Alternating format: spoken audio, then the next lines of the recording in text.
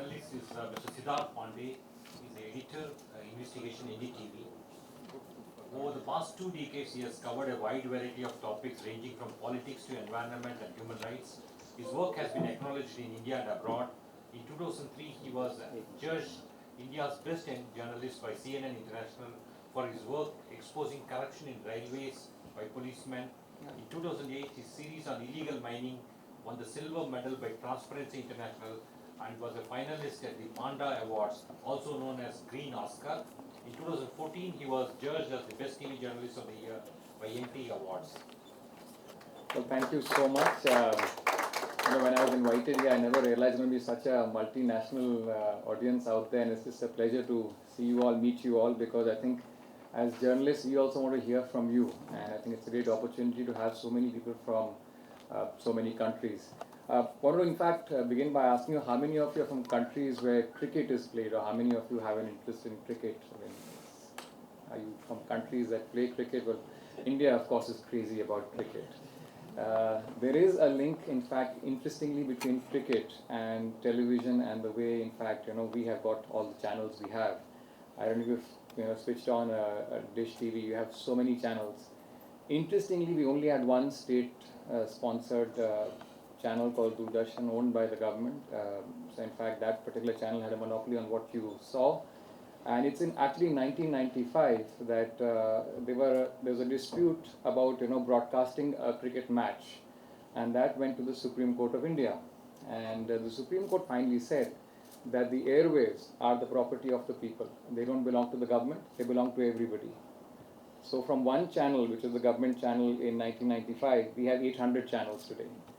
So that's where we have come. But I think as the other popular song goes, there's so many channels and nothing's really on, So who's watching news anymore? Who's reading a full newspaper? And that's the reality of what we face today. And I think as producers of news and consumers of news too, I mean, we are all in the same boat. But the question is, in fact, the topic today is ethical concerns in Indian media and the way forward. So in fact, this is something that actually concerns all of us as citizens across the world, not just India. But of course, we'll try and take more India examples, if you will. So journalism is essentially going through a big metamorphosis right now. It's no longer traditional print versus television, which is what I do, but increasingly I have to now report for web as well. Seemaji, of course, has made that leap into online, and I bet you have to include video, text, audio, everything. So that's the way journalism is right now. What's happening is globally fewer audiences are watching TV, fewer audiences are reading newspapers, ad revenues are going down. So where do you get the money to do the stories, to find out the truth of what's happening, And yes, there are issues. We all have access to a lot of free material, As in fact, Ritaji talked about the fact that they had access to the video as well of the attack on the Nigerian students, but they weren't sure where it came from. So can you use it or not?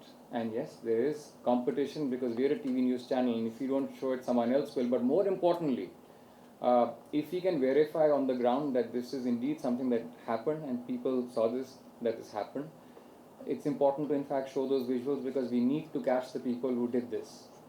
So more than showing the victim, we need to see there's anyone who can be identified in those visuals as the persons who did this, and this is just not acceptable. So that's of course what's changing life for all of us is this device out here. It's not just the iPhone, of course, it's Android and iOS.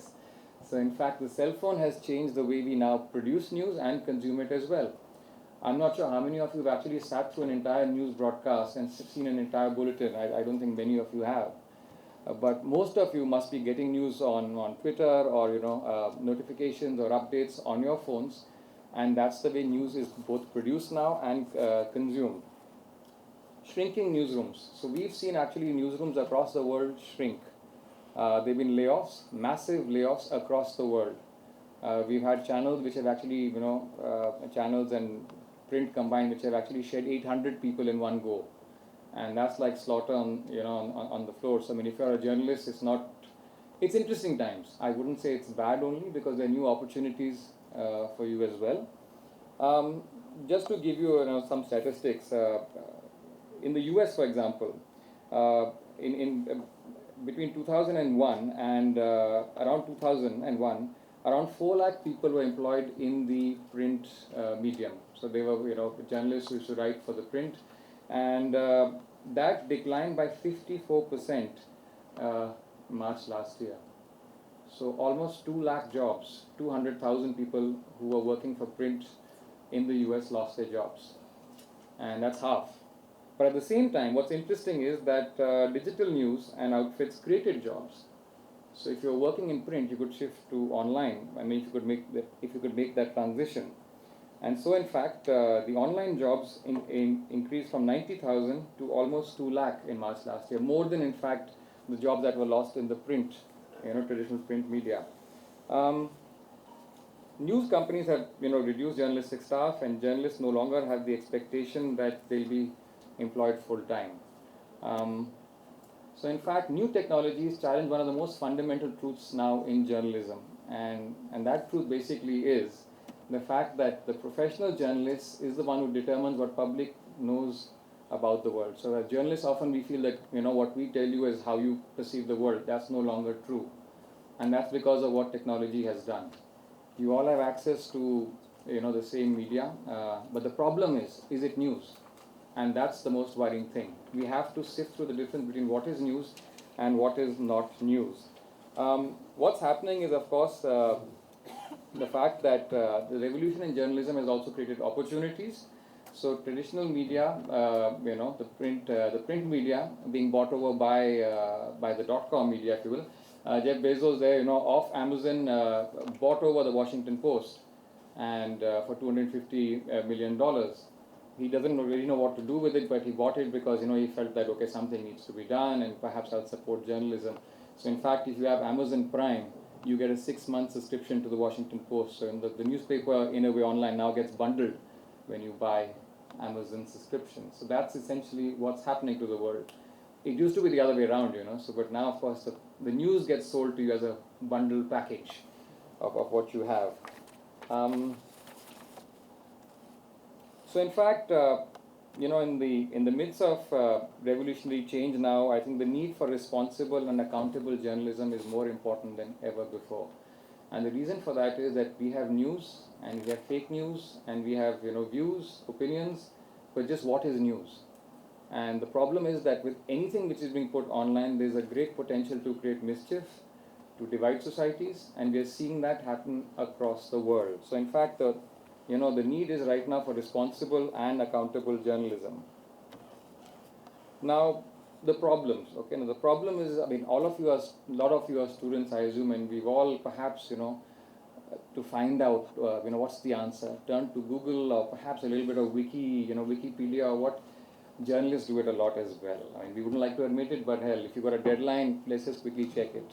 Yes, we are supposed to check with 2 and 3 sources, and we do try and do that, but increasingly, shortcut journalism, and in fact, that's what's happening. And this has led to, in fact, de-skilling.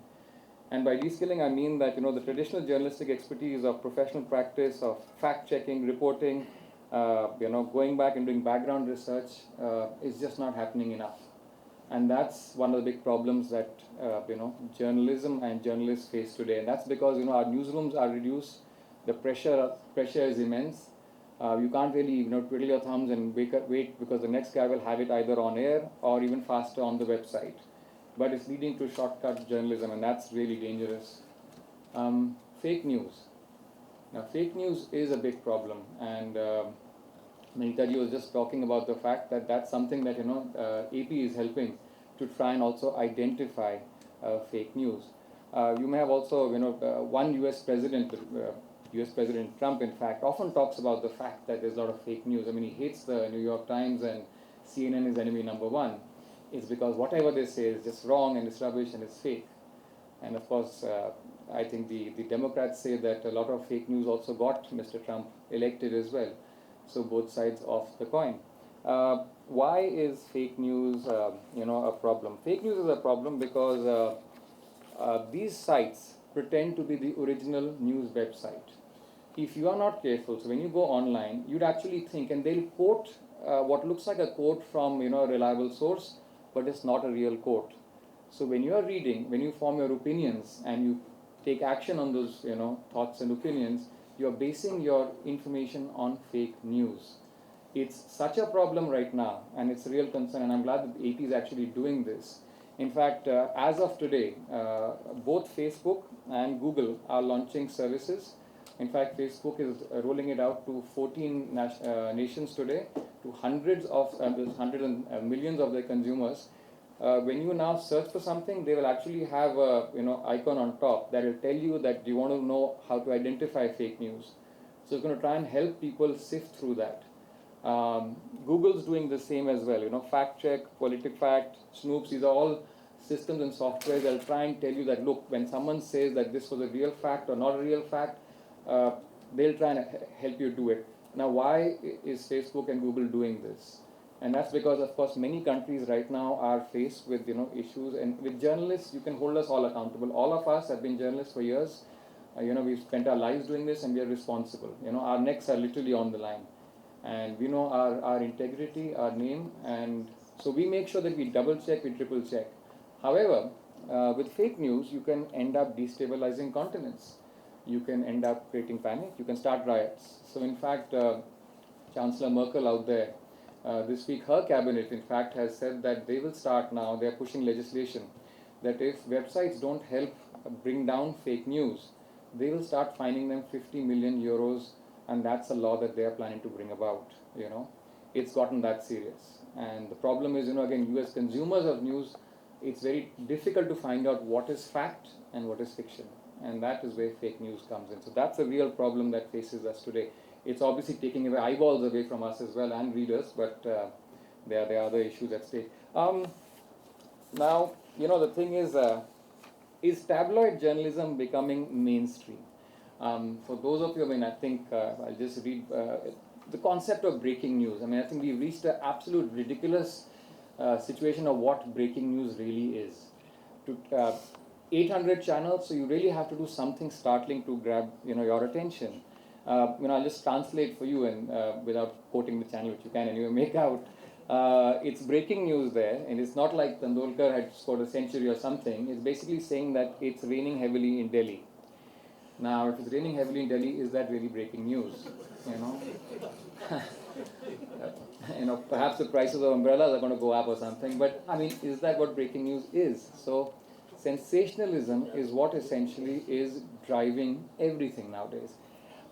We are all, I don't know if you all have been to Lodi Garden. This is where we are right now.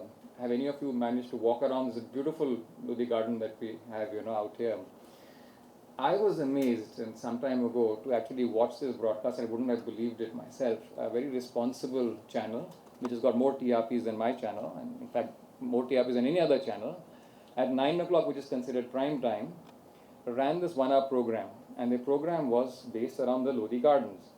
There is a huge pond, so if you ever take a walk, you'll see a pond, and there are a couple of ducks, and ducks do what they do, kind of swim around, and they've nothing else to do in life anyway. So the program basically was, and it, mind you, in a 1 hour program, and this was prime time, and I was told that the TRPs were crazy. There is a fiberglass boat in that pond, right? The fiberglass boat is in the shape of a duck. So the shot, and I remember that shot because it's seared in my memory. The shot is that, imagine if in your minds that there is a fiberglass duck, 4 people pedaling like mad, trying to move the damn thing, and it's taking in water, and so the damn boat is moving. And then like these 5-6 damn ducks, following that damn boat. The story was that, isn't this inhuman? What are they doing to those ducks? They are fooling them. They think this is mother duck. And they had an expert, a human rights expert, some animal rights expert, and no, but don't laugh. This was prime time news, and it had higher TRPs than what the hell we was, showing. So what did we do? And we guys were doing fact checks and background checks, and is that footage correct? Is it sourced correctly? How the hell do you compete with something like that? But 800 channels, so you got to put something. Why don't you name the channel? Well. Because this may find its way on YouTube somewhere, So, but yeah, you can find around, find out. It's very easy, and that channel is still doing stellar programming, if you will. Yeah, I think they moved on from ducks to something else, but literally. I think as someone said, you know, if a dog were to bite, perhaps an important leader is when it'll make news or something like that. But yeah, you have a duck. You don't need to go to the prime minister, you know. So you know, the thing is, that's of course as far as sensationalism is concerned. Uh, the other worry is that you know, what about visuals? Shocking sensibilities or news? Now, how many of you know where this picture was taken and what it perhaps represents? I think most people across the world know the tragedy behind this picture, you know. So, I mean, this is Syria, and that is a 3-year-old boy, and it's just gut-wrenching to see this. And yet, of course, as journalists, now this is the tough call that we have to take every day. Do we show visuals like this? Because I mean, you know, I think it's in all our memories, and everyone just feels for the family, that child. And yet, if you don't show it, you know, so it's a call, and that's a journalistic call. But trust me, we guys agonize over it. All of us, you know, on this podium, we agonize whether we should put it out there. There are enough points of view that say, you know, show it. Enough points of view say that don't show it. Because do we dehumanize ourselves, you know, by showing stuff like this? But then the minute you see this, in fact, last night's news, if you guys saw, you had, you know, those terrible visuals of this chemical attack in Syria, and these poor children just gasping for air. I'm sure Mr. Trump saw that and probably sent 50 Tomahawk missiles there, but you know, but either which way, it's shocking. It's frightening. Now, you know, when we decide to put a picture out there, we really think about it, you know, and we really weigh the pros and cons. I mean, that's what journalism is all about. And it should prick our conscience, you know, whether we put it out there or don't put it out there, both ways. It's not an easy call. But again, that's what experience matters, and that's how we decide. And ultimately, we have to take our societies where it's going to be shown into mind that, you know, can they understand this? And will it not dehumanize us? So, and that's the other worry that, you know, I mean, this is still, it's news, but I mean, there are other shocking visuals which we are putting out there, and without even thinking of what's it going to do, you know, beheadings, things like that, you know. So that's a real worry as well. But again, it's the crazy part is that we all get attracted to such visuals, you know. We don't want to watch it, but it's a human nature that we have to see what's happening, what's going to happen next. And so that's a real worry and a call that we have to take. So in fact, so the way forward, you know, what do we need to do? I think as journalists, we need to innovate. Seema ji is already doing that. I mean, she's made the transition to online, and I think that's where a lot of action and fun is. You know, so that's something we all need to do as journalists, and we are doing it increasingly. I have to also, when I file my TV story, quickly work on my web copy as well. And you know, and the web copy, the minute it's done, there's going to be an update, so work on that. So we essentially never go to bed, you know. So it's like that. We talked about national accountability systems, you know, and that can we have a system that, you know, looks at everything. We have now the Press Council of India, which only looks at the print world. We have the Broadcasting Association, the National Broadcasting Association, again a voluntary body. That's a voluntary body which looks at television. And of course, somewhere we've got, you know, the regulation for online. But the problem is, all of it is actually now literally on the same platform. A website will have video, it'll have text, it'll have audio, it'll have all of that. So when we have three different great authorities, and the reason why we need a strong authority perhaps, and that's, you know, again, something that we all need to debate within our profession, is the minute you give control to anybody, one thing that we are all pretty much united on, we don't want the government to take control, because, you know, we'll go back to 1995 and perhaps fight to get more channels and whatnot. But what do? The Press Council, in fact, I think Paranjoy, and I think, you know, you brought out a paper which finally came out through the RTI.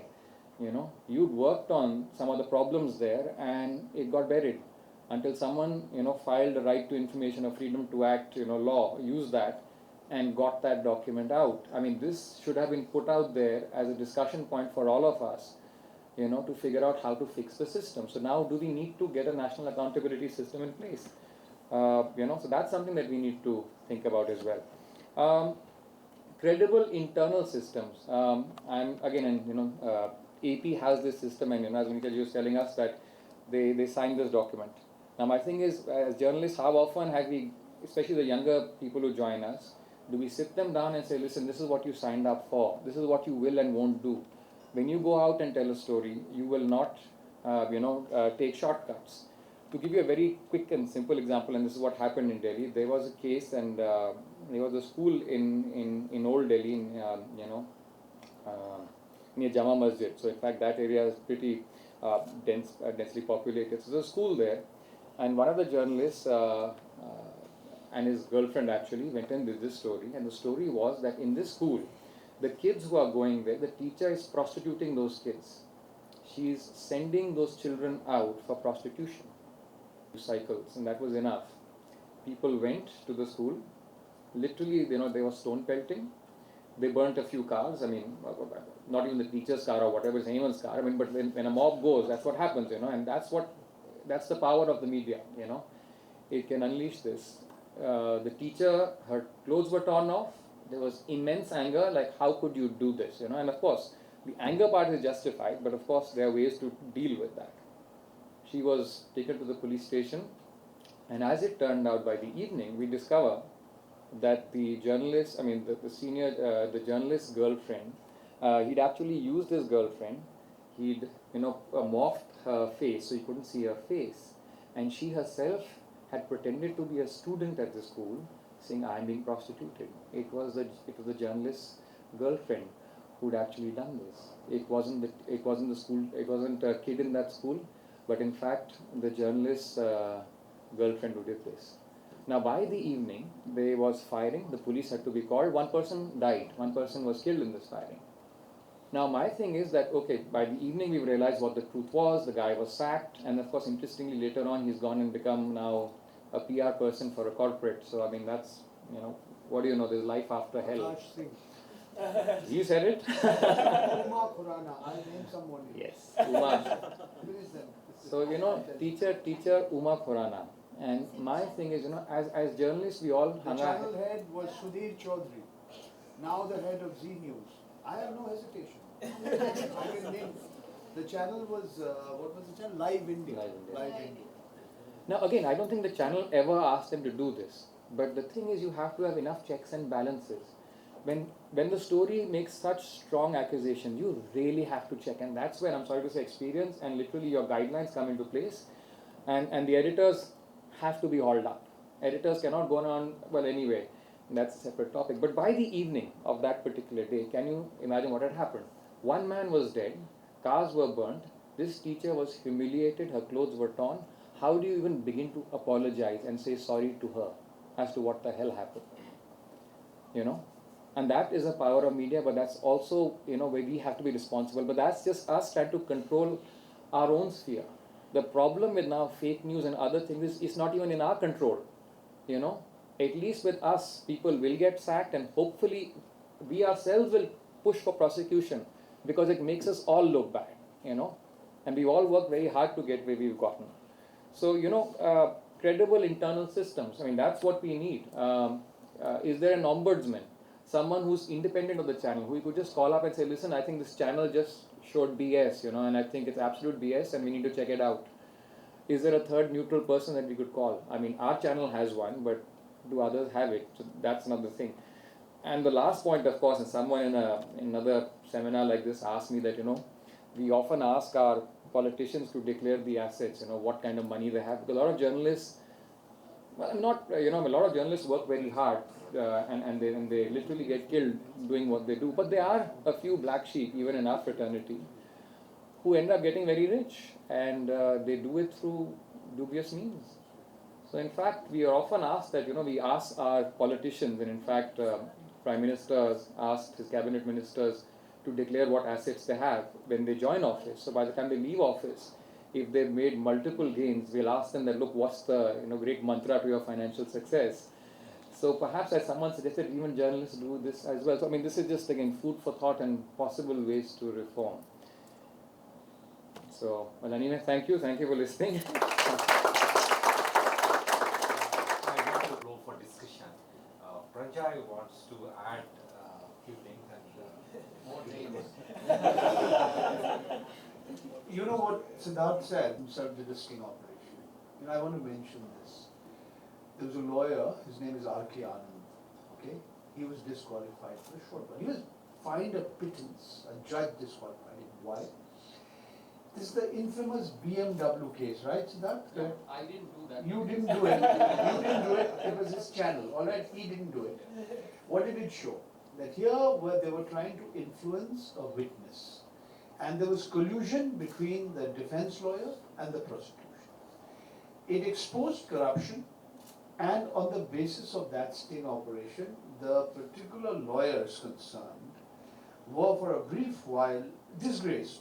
They were paid a token fine, and a judge actually named them, R.K. Anand, I forget the name of the other, Ayub Khan, there you are. And they were fined a token amount. And subsequently, the whole matter entered the public. This is one interesting example where Siddharth channel, where they have a sting operation and they help justice. You can say the media helped in the Jessica Lal case, in the Priyadarshini Mattu case. The case he talked about Uma Khurana and Prakash Singh, these people should be named. Why not? I mean, I'm not hesitant, I don't think twice about naming them. He had to spend time behind bars. And the person who showed it, the channel when he was in charge, Sudhir Chaudhary, is the present head of Zee News. I mean, these are facts I'm giving you. He also spent some time behind bars. I'm just stating facts. Right or wrong, I'm not even getting into that. The point is, in the Uma Khurana case, it really showed how did this come out in the open? Because the same woman he's talking about, the so-called journalist's friend, she herself, her conscience was pricked, and she told me this was a fake operation. And he had tried to pass on this story. I know at least one channel, at that time it was IBN7, Ashutosh was in charge, who rejected it. And finally this new channel that was come up, they put it on air. So what I'm saying is there is that section within the media, a small section, that have become criminal. The question is, what do you do with self-regulatory organizations? They don't have the statutory power. Do you then have some law against the criminals within our midst? That's what I mean. They are a small number, but we don't. So one is, you're not arguing for heavy-handed regulation. But I want to here point out 2 points, just to, because I was thinking as my colleagues were speaking, speed and accuracy, the same Sudhir Chaudhary, I like to name them. He brought out that famous thing about the 2,000 rupee note having a little chip in it. So, whenever you're carrying 2,000 rupees, somebody somewhere can find out where you're. Fake news, absolutely. So spend it quickly. And then it all came out. So I'm saying, if you look across the world, you look at alternative facts and fiction, what Vinita meant. Misinformation, you can be genuinely misinformed. The problem is not misinformation, it's disinformation, where somebody is deliberately putting out false information. I think that is where we are talking about. And this whole thing about speed and accuracy, I want to give 3 examples across the world to show how things happened and how things did not happen. He showed that picture of that boy in the beach. Kevin Carter was a South African journalist. He was a Pulitzer Prize winner. He was a world famous photographer. He was the first person who showed in South Africa apartheid, garlanding, Africans who were put garlands and attire was lit during the apartheid regime in South Africa. The same person in Sudan, he took a picture of an emaciated girl in a vulture. And he is supposed to have waited 15 minutes for the two to come into the frame. And they held him. They said, why didn't you shoo away the vulture first? Why were you waiting for the vulture to come into the same frame as that little child before you shoot it away? It made it to the front page of all the newspapers. Same Kevin Carter. He was in his mid-30s, he committed suicide. You should read his suicide note. He died in the most ghastly way. He inhaled carbon monoxide from a car. 2 other examples of what happened in the US. 2 Janets. Janet Jackson. Janet Jackson, in the middle of a sporting event, her dress was pulled up by Justin Timberlake. Okay, it was shown on television, and there was a big hue and cry, and the Federal Communications Commission first fined the channel. The channel had to first pay the fine, and then they appeal against that order, saying, we couldn't do anything about it, she was not supposed to do it. She later claimed it was a wardrobe malfunction. The short point is, if you have a law that can deter It may have. Now, in India, we don't even have such a law. So I'm saying that you first pay the fine, then you can, appeal against the order of the regulatory body. Janet Cook cooked up a story about Jimmy's wife. Yeah, she got the Pulitzer Prize. About a young boy who was supposed to be 10 or 12 years old who was addicted to crack cocaine in Washington, D.C. Her own organization found out that she had fabricated the story. And that Pulitzer Prize was returned. I'm saying there are examples across the world of what's happening. 2 points, and I'll just end here. I'm overstepping my time. Those who troll are anonymous. That's the big issue about ethics. Those who they target are not anonymous. That's an important thing to notice about, to highlight about that's why they are trolls, that's why they are paid for. The point that Siddharth made, that Vinita made, if you want free content, well, you'll get a lot of trash as well. Who funds investigative journalism? We have no longer mainstream media organizations doing it. Is it going to be foundations? Is it going to be trusts? Is it going to be the model of the ICIJ or the kind that Vinita talked about? People coming together to fund investigation. The Panama Papers is a classic case of an international body coming together. So I'm just leaving some thoughts. And the last point I want to make, who are the biggest corporations in the world today? 20 years ago, it used to be the oil companies, the steel companies, then it was Walmart. Who are the biggest companies on the planet today? Google, Amazon, Apple, yes, they are the biggest. They are the new monopolists. So this is something to think over. They control the root servers, they control the undersea cables. So the same internet, which is supposed to empower you, to enable you, so that every citizen can become a journalist, there is the other side. So we must keep in mind. That's all. Thank you. Floor is now open for discussion. I request you to be brief and please also identify the panelists to whom the question is directed.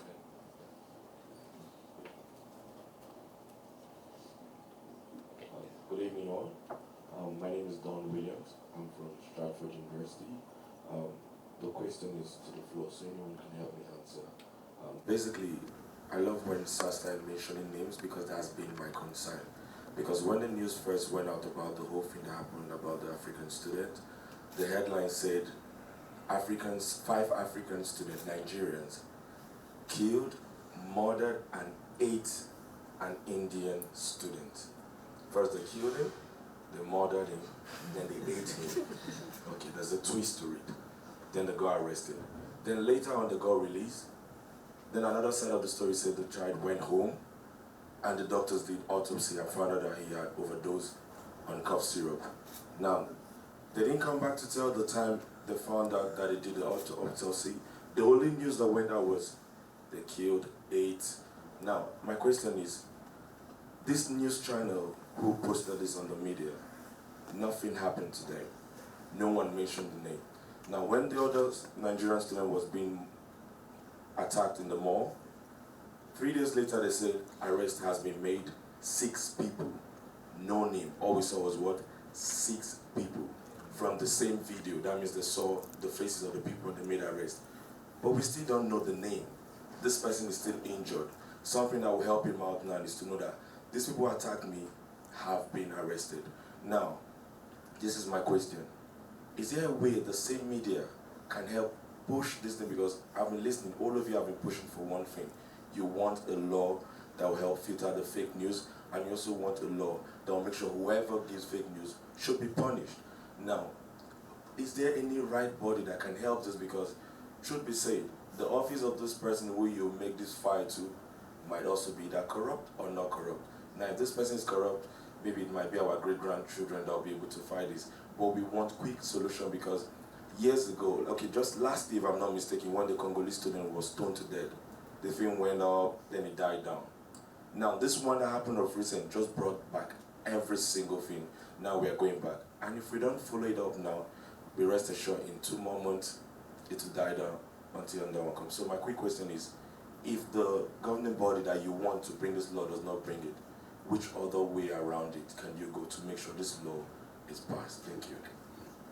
We'll collect 4 or 5 questions. Be brief.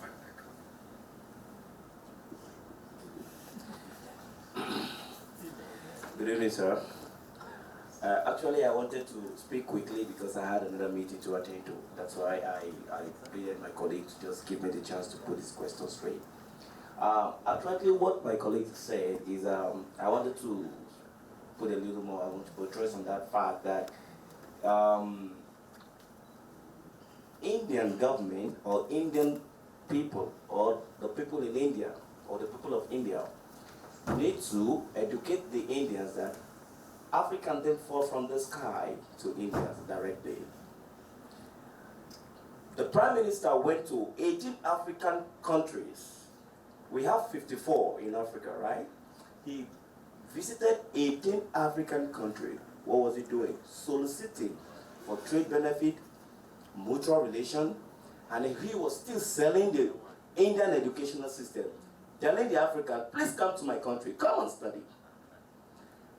Also, he was still telling them, in Africa, our government, that look, India has the best hospitals where structural cases that is beyond the continent here can be taken care of. And now when these Africans visit India, when they come to India, it's a different ball game. The government of India does not publish it on air that, look, Africa needs to be respected as foreign nationals. They are not dogs, they are not pigs. Which of these media have ever, I've not seen it, I don't know if it happened ever before, that have televised a program building that relationship, the intercontinental relationship between India and Africa on TV. Now look at the panel of judges here, maybe timekeepers, and I know that we have some Africans who are journalists as well. Did we invite any? Because if we want to speak something that is so sentimental, we're not just deliberately saying this because we just want to air a view or just want to speak out. Mine is not a question, I'm just deliberating. This is not like a question. I'm reporting now.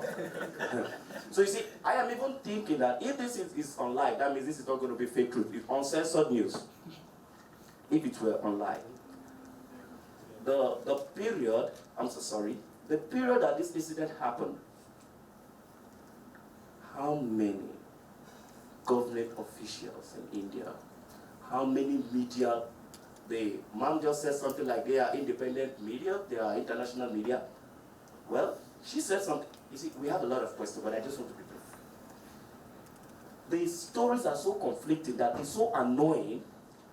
An African was attacked, and the government was trying to subject the news, pile it down, keep it to the lowest identification of those incidents. And then it served as a blow to West Africa. And then we went to a news channel. Please, can you air this? 15 minutes we were begging them to air this, to serve as a deterrent, to stop. A broadcaster was saying that we cannot air this view because the Indian government feel is offensive. Who said that? I'll tell sir. Sir will name names later on. I'll pass. He has the authority to name names. He has diplomacy to name names. I'll pass it to him. You see, a lot of incidents like this have discouraged Africans. Even where we are sitting here, just still we are speaking with you. We still don't even believe that these things are going to be deliberated on. What is all this resolution? Where is it going to take place? Who is taking it? Who is passing it? Thank you. So, my name is Bata, Blanchard Bata. I've done BBA at Magan University. So, the matter that we are talking about today is concerned all the media, the world media in the world. So, the world media forgot actually is ethic, and there are a lot of false information actually. One of my Indian friends informed me that he read somewhere the information that was denied, that so that was denied the fact that black or African people has been beaten by Indian people in Greater Noida. And then he actually came to believe against that false information when I show him in the video on YouTube, then he came to believe on that the real information. So there are a lot of false information, fake information. The media has a power to form and transform the society by the power of the information, because the people come to believe on that information, so that can transform their mindset. So, Can you come to your question, please? yeah, exactly. So my question is that how actually what's your plan? How do you expect to bring it forward this initiative to inform people against this fake information? You know, because this is this concern all the world, and that not must be so limited only here. That must be also be informed to the rest of the world. You know, so what's your plan actually to bring it forward and people can come to understand about this fake information? So all the panelists said that it's a global crisis. It is a global crisis, but the way I see the Indian media is really calculated, like it's completely either sold out or scared as of today. Both. And in most cases, you're right, it's a mix of both. But it's either sold out or scared. There are 3 or 4 channels. Let's take names: NewsX, Times Now, ZTV. The kind of news which they are running every day, the issues are not. They are running a hate agenda every night, literally. And this is happening day after day. So it's not something. See, even in the US, after Trump has come, the media has been able to take them off, right? At some level. You have Washington Post, you have New York Times, you have CNN, they have, and it has had the impact. He's already lost some ground there. Even in Britain itself. So there's something peculiar about the Indian setup. In the way the media has completely lost its track. And I just want to ask anyone who's willing to answer as to what is that peculiarity, which is not existent maybe in other places which you have mentioned. That's my question. Okay, to kind of build to what you were saying, just very quickly, a lot of you spoke very eloquently about the, Sima Mustafa mentioned the personality cult, which is very interesting, and Mr. Chakrata spoke about the fact that advertising is going down. All of this is very true, but it's also interesting that with Trump, there was a story recently that said that after he was elected, or in his campaign, there has been a rise in news viewership and news reading. So New York Times has its numbers have been falling for decades, and after the advent of personality cult of Trump, even if it's fake news, even if it's all the things that he's saying, it's interesting that he claims that all these other places are fake news when he himself is fake news. So it's one of those interesting paradoxes where the actual people who are guilty of something will call the other person guilty. But anyway, so my question is, how do you counter this personality cult? How do you counter the fact that fake news is so attractive that it is able to actually go against the grain and drive numbers up? This is a bad thing, of course. Just because numbers are high does not necessarily mean it's good, because it's bad news. So how do you counter that? That's my question. Thank you. Hi, my name is Paroma. I'm a photographer myself, and my question is open to the panel, but specifically probably to Vinita and Siddharth, because you did speak about ethics that are already sort of enshrined in certain organizations, and I'd like to point out that when I was with the Indian Express for a very long time in Bombay and Delhi, and at a shoot at Fashion Week, and I got reminded of this because Paranjay spoke about Janet Jackson on stage, and there was a specific incident at the Fashion Week in Bombay many years ago, about Carol Gracious, and I was there at the shoot with several other photographers. It was in the media pit, and there were at least 40 photographers and TV crew back there, including all the agencies, all the wire agencies, AP, AFP, Reuters, Bloomberg, Getty at that time, and nobody stopped photographing while we saw her, clothing sort of fall off. And in fact, everybody shot on the continuous mode because they didn't want to miss the exact, like 1/80th of a second when that happened. And more than that, I still understand if you're in auto mode going on shooting, but I just remember a handful of us who didn't file that photograph that day, and that was just the Indian Express and I think one other paper, I can't remember. Everybody else went and filed that image and it was all over the wire. So I don't see, I mean, it's a bit hypocritical to have ethics in place when you don't actually practice it in your head when you're on ground. And I'd say the same for Steve McCurry as well and his manipulation of images. And National Geographic and Magnum still list him as a photographer. They're still selling his prints, selling his books. And I'd done a piece for The Wire last year about his whole Orientalist gaze and how problematic his view has been, you know, especially in the subcontinent here.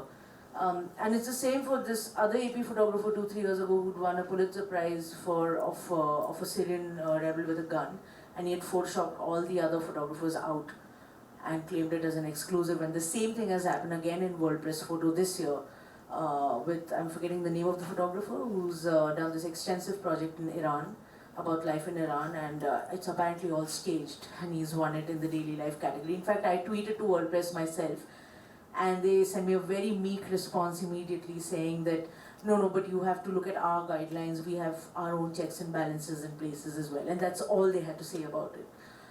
So what I'm aiming to sort of hope in the sense of a response is that, is it really necessary to have a larger sort of a universal body of ethics and censorship within the journalists, or is it more of a very personal sort of motivation to, you know, look at what's important on the field or not? Because how does it matter if your organization has things in place, but if you're still going and doing it? And there are editors who support personal decisions as well, because it, at the end of the day, it is an eye grabber for the readers. Yeah. Freeze off and nothing happens. There is no sense of informing people that you were wrong. Amnesia. People just move on. You know, you pretend as if it didn't happen. You forget that, you know, somebody would be affected by what, you know, what was completely crazy. But there is no practice of accepting that you made a mistake. I think this is something at least the international media does marginally better, that, you know, you accept. AP does it, you know, you make a mistake, you put out, you know, another Wire story saying this was wrong and we did it. And I think we try, AP at least, and I speak on behalf of the company I work for, there are cases, everyone knows, you know, there have been cases where you have taken back awards, you have fired people who set up, you know, images or manipulated. I think we all make mistakes, and I think once you make a mistake, to identify it and to take action and to put it in the public domain that this is what you do is the least we can do. So I don't, and I'd just like to one more point.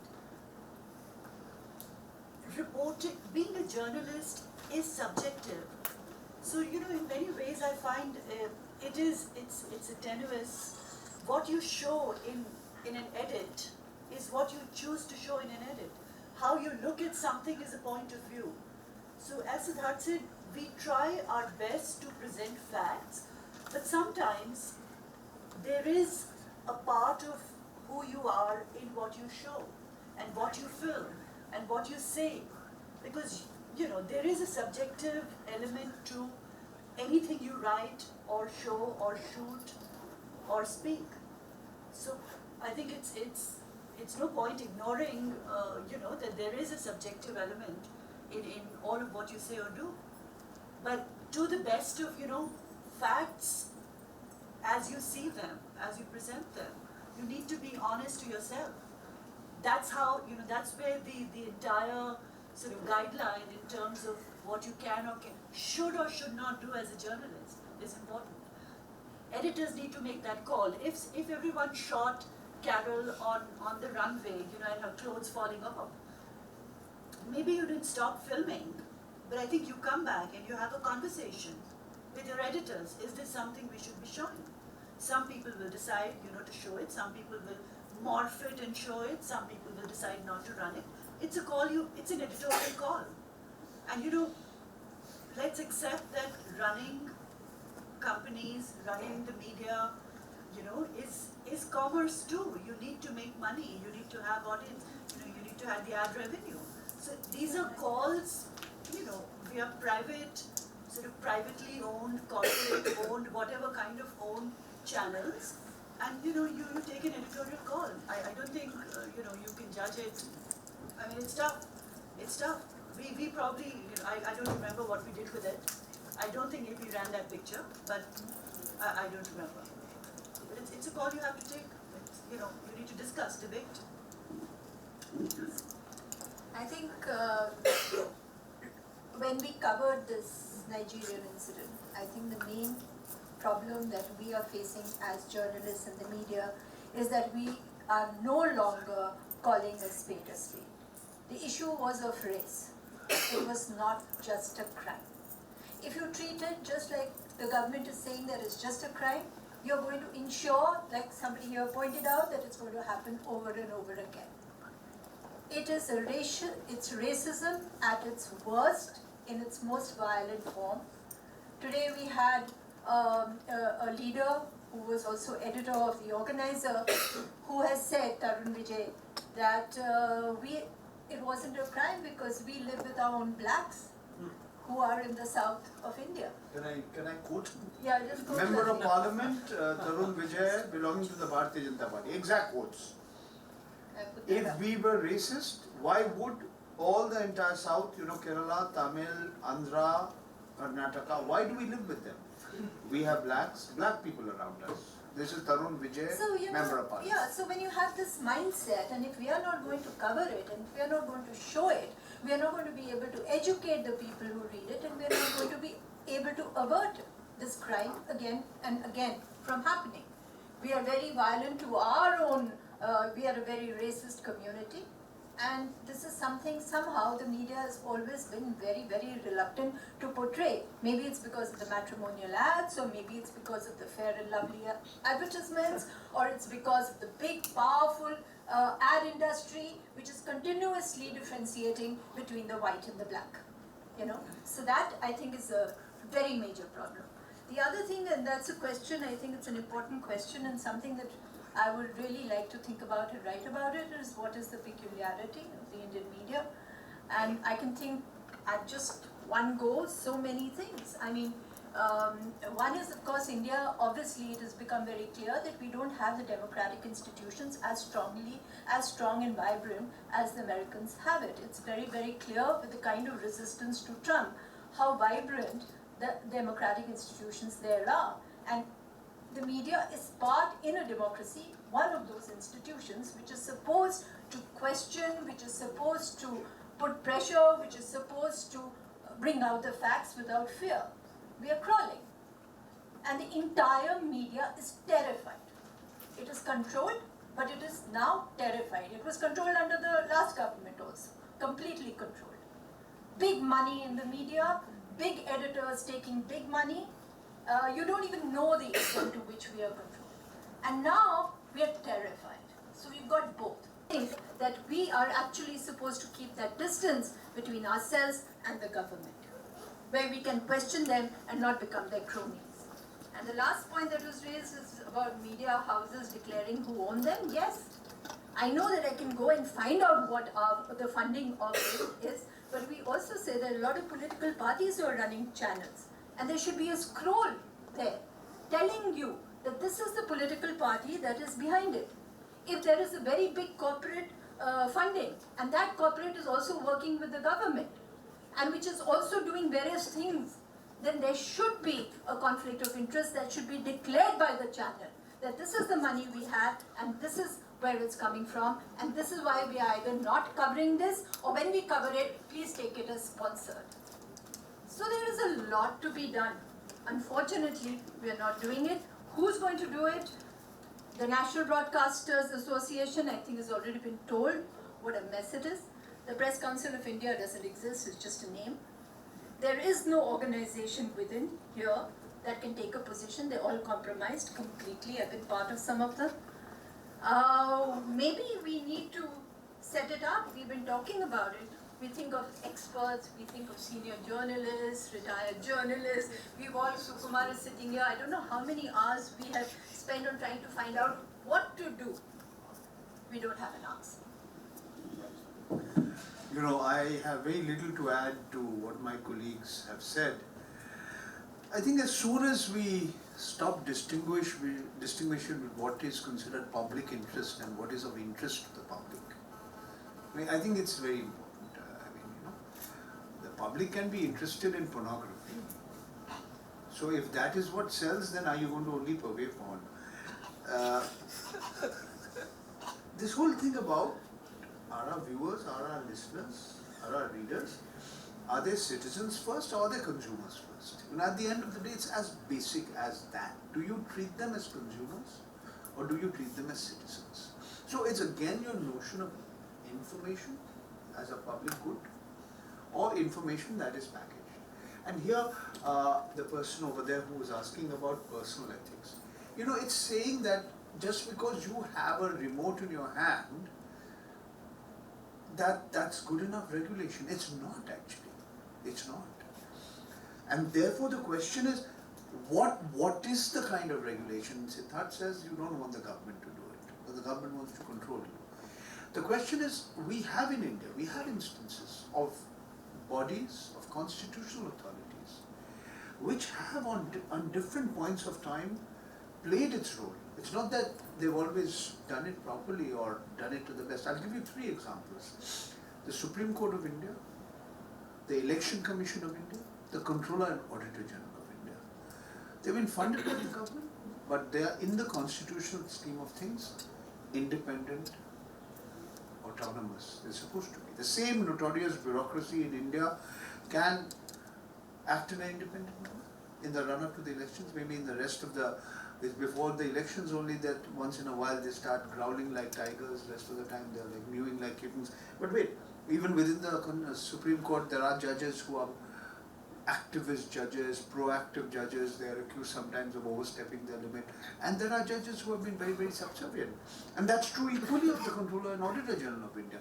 Yes, those individuals matter, but as institutions, we don't have a Lokpal yet. So the question is, do we need an institution? And this is what Seema was saying, Sukumar is here, a constitutional authority for the media. Because you are also, because the media doesn't concern us. You are as involved as that. As consumers of the media, as citizens, as concerned citizens, it is as important for you to also engage in these issues. You know, it's the media is too important to be left to the media alone, as they say. Is there anything unique about the Indian media? Like all the peculiar, unique about them, like all things about India, you know, the only thing that you can generalize about India is that you cannot generalize about India. So the answer to your question is yes and no, ness and yo. You can take it. Yes, it is unique and it's not unique. Yeah, I mean sheer numbers makes India unique. I mean the numbers of media outlets, the numbers of people. But in terms of the issues, I mean there are some excellent people who are doing very good work, but they are often pushed to the margins. And just as there are criminals and corrupt people within the media. So all I say is that if as a university, as an educational institution, as a citizen, you believe it's important for you to encourage, to support free and independent media in your own way, you must do it. Stop watching trash, that's one way you can. Yeah. I haven't watched news in a while. Thanks for saying that. It has been a fascinating panel. I request all of you to give a big round of applause to Dr. Suruchi Majumdar, Assistant Professor and Assistant Dean from Jindal School of Journalism and Communication, to give her concluding remarks.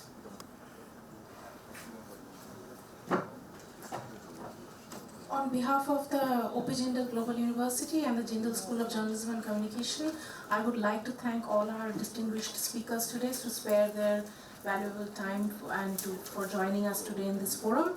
And I would like to thank all the guests who have showed up this evening to attend this interesting session, especially the Association of African Students in India and their president, Mr. Okugoni, And I would like to thank all my colleagues from OP Jindal University who have come here today, especially my colleagues Chinki Mittal, Navpreet Gill, Dr. Pankaj Challa, and finally to Dr. YSR Murthy for his able leadership.